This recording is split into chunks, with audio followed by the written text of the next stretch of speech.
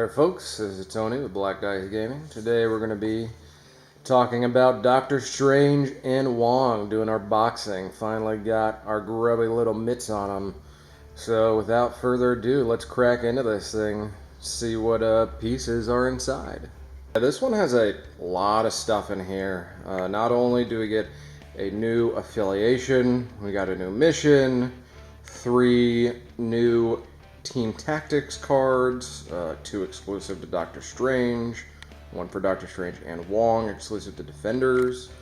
We have obviously the models here, some real nice stuff. And let's take a look at the models first.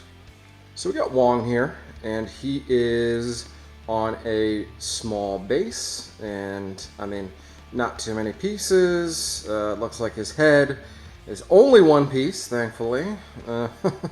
You know, but yeah, pretty straightforward. He's gonna be pretty easy. Looks pretty easy to build, paint. You know, pretty straightforward character. Now we have Doctor Strange here, which is a little bit trickier.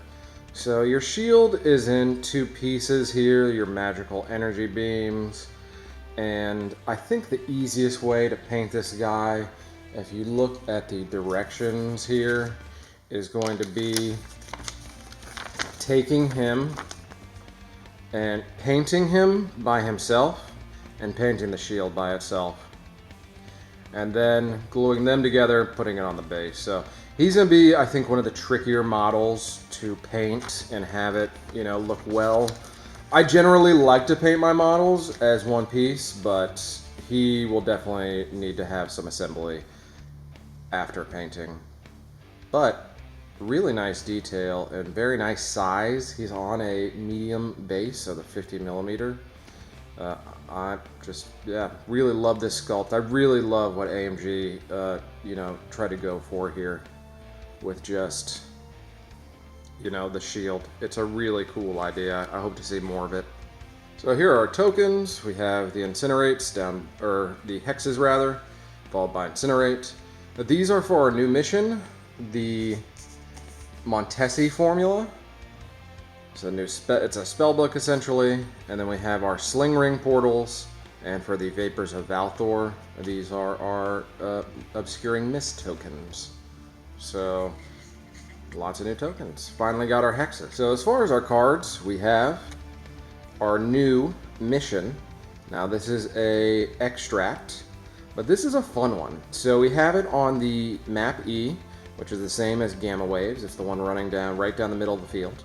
And each player scores 1 VP for each spellbook you have. So you got 3 spellbooks. And then you interact to pick it up. But once you have that spellbook, you'll see here, you get a new attack profile. That Mystic Beam attack. That is solid. I mean, putting a Beam 3 6 dice energy attack for free. Now you only get to do it the 1 time, you know, you're not going to do this a bunch, but still, man, really strong.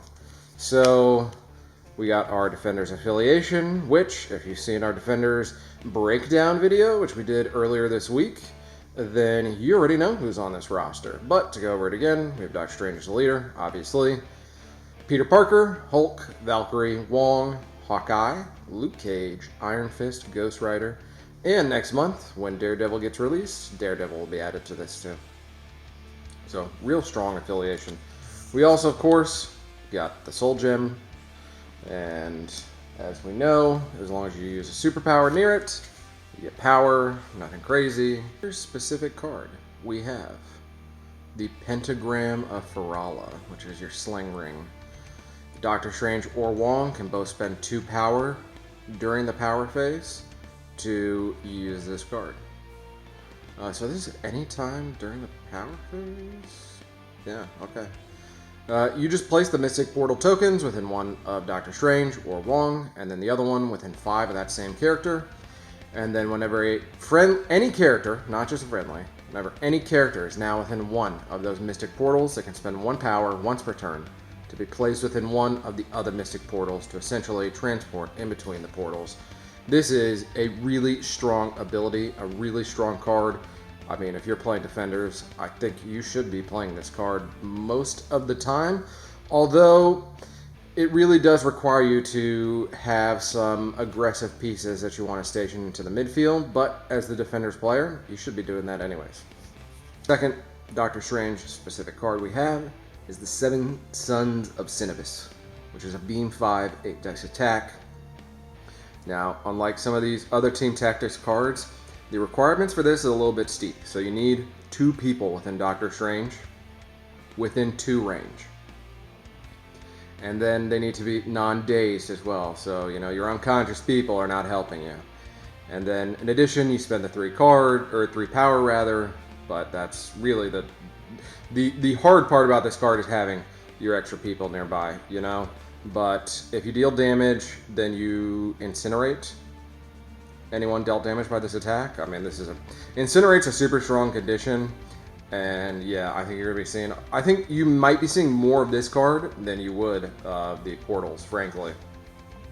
Especially because this one can show up in Avengers or anything else unaffiliated there, you know? And then next up, we got the Vapors of Valtor.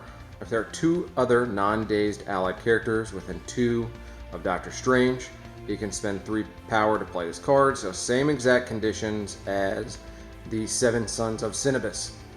Now you choose a character within 3 of Doctor Strange, and then that character gains 3 Obscuring Mist tokens.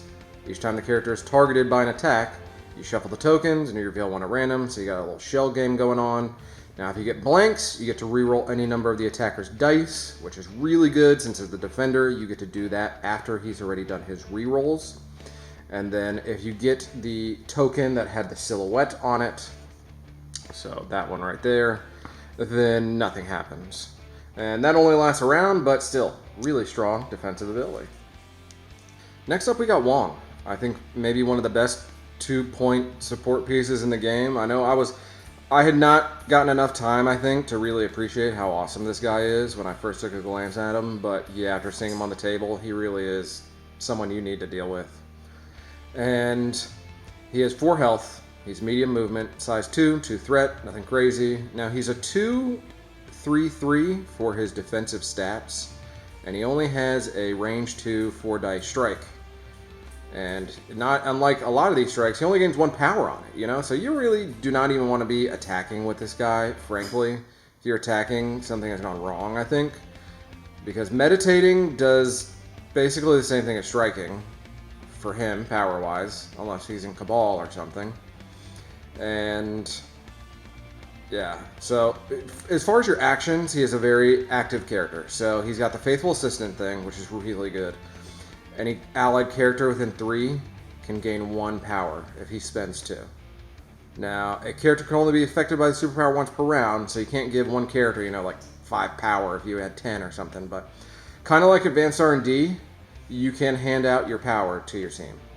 This is really strong. But honestly, I think he wants to keep his power a lot of the time, unless he's getting targeted and wants to, you know, get rid of some of it, because Vishanti's Blessing is disgusting. This character, or an allied character within 3 of this character, removes up to 2 damage or 1 special condition. Now, a character can only be affected by this superpower once per round, but this is a 1 power action. I mean, this is a really strong heal. And, you know, just this last bit here, the passive, Servant to the Sorcerer Supreme, as long as you're within 3 of Doctor Strange, you add 1 to all your defensive rolls, effectively making Wong a 3/4/4, which is the same exact defensive stat line as Doctor Strange, you know? At that point, yeah, your health is still pretty small, you know, and on the backside, nothing changes. All still the same. But Wong is going to be showing up in a lot of rosters, I think. You know, he is, say hello to the new Okoye, the new 2-point hotness, that will be showing up in lots of rosters, because just the heals, getting rid of special conditions, it's really strong. Now, we saved the best for last. Dr. Stephen Vincent Strange. Now, pretty decent stat line on Dr. Strange. He's got 6 health. He's medium movement speed on that 50mm base, which means he's getting pretty decent movement here. He's size 2, of course, he's a human, and he's 5 threat. He is a 3/4/4 for his defensive stat line, which is, you know, not crazy, but pretty decent. No bad defensive stats, I would say. So as far as his attack profiles, he's got 2 really good attacks. The Bolts of Bedevilment as a free attack, I think, is one of the best free attacks in the game. So a energy, 4 range, 5 dice attack that, you know, like a lot of these melee character strikes, you gain power equal to the damage dealt. And if you deal damage, you get a push on any size character. So no size restriction. Really, really strong control, especially if you have the time gem and you can just throw out 3 of those attacks. I mean, that's just a lot of pushes. And so next we look at the Crimson Bands of Sidorak, which is after this attack is resolved, the target character gains the Stagger Special Condition. So this is a range 3, 6 strength, 4 power attack. Now the big thing, and you know, I've seen a lot of people talking about it, is that Mystic Binding. So instead of the stagger, if you get a wild, crit, and hit, so you need all 3 on the roll, they gain an activated token instead if they didn't have one. Now, this is just a really, really strong ability, being able to mess with people's activations like that. So, shout out to Xavier Protocols. They did a really good article pretty soon after this was spoiled, and they did the math on it, and it was above 60% odds when you look at Doctor Strange's reroll ability, which we'll get to soon here. So just very reliably, fairly, you know, for a dice game, 60% odds, I like those odds. You know, I'll take those odds. Now we look at the Defender's Affiliation ability. I mean, one of the best affiliation abilities in the game. You know, we talked pretty heavily about the Defender's video, you should check it out. But, you know, once per turn, when an allied character declares an attack, before choosing a target, it may spend 1 power, so you only get to do this once. If it does, you may choose whether this attack type is physical, energy, or psychic, and then if it deals damage, the target character gains Hex. So all of your characters are now throwing out conditions. You can consistently choose the enemy's weakest defense type for your heavy-hitting attacks. I mean, you are constantly going after the enemy's weak points and giving them a Hex in addition for their trebles. Oof. Now, Doctor Strange, I think, has the most amount of superpowers and passives going on. Like, this card is full of text. So, yeah, his active superpower is a range 2. So you spend 3 power, and then someone within 2, you remove 3 damage. And then you can only use that ability once per turn. But you do it on himself or any other allied character. I mean, that's just, per defender, is just a ton of healing. Now, his reactive superpower, which I hinted at a little bit earlier, is that when this character, an allied character within 3, is targeted by an attack, the character may use this superpower. And then you add 2 dice to the target character's defense roll. So adding 2 dice whenever you want for 2 power to your character's defenses, just, I mean, it makes characters like MODOK just disgustingly tanky. Disgustingly tanky. Really good ability. So next up, we have the Eye of Agamotto, which is your reroll ability. He can modify and reroll his skull dice results, which, you know, if that wasn't bad enough, every single reroll, or every single attack or defense roll, he can reroll all of his dice. So, I mean, that's just, now he can only do it once per attack or defense roll, but every single time, you know, this is showing his mastery of the time gem and, you know, being able to glean the future and whatnot. But just, I don't even want to know the math on that, on trying to get through damage on Strange, especially when you're looking at 6 dice pools, or, yeah, 6 dice pools for your energy and psychic that you can reroll. Ugh. And now also, kind of cool, kind of like Doc Ock or Shuri, whenever this character rolls dice, after the effect is resolved, it gains 1 if it rolled at least 1 shield. This is anytime you roll dice, so if you're interacting with a objective marker and you roll dice, you get power if you were to roll a shield. And now also, of course, he's got flight, and he's the gem bearer for the soul and the time gem. So Doctor Strange, a lot going on, but man, a very, very powerful character. So I hope you guys enjoyed our unboxing of Doctor Strange and Wong. There's a ton of new great stuff in this box. I mean, we got a new mission. We got a new affiliation, characters, just a bunch of stuff. I love it. Love these sculpts. Can't wait to paint them. But thanks you guys for watching. We can't do this without, you know, your support. Be sure to check us out on Patreon, see if we can't, provide some more value beyond the witty commentary. But other than that, like, share, and subscribe. Tell all your friends about us. And as always, happy trails.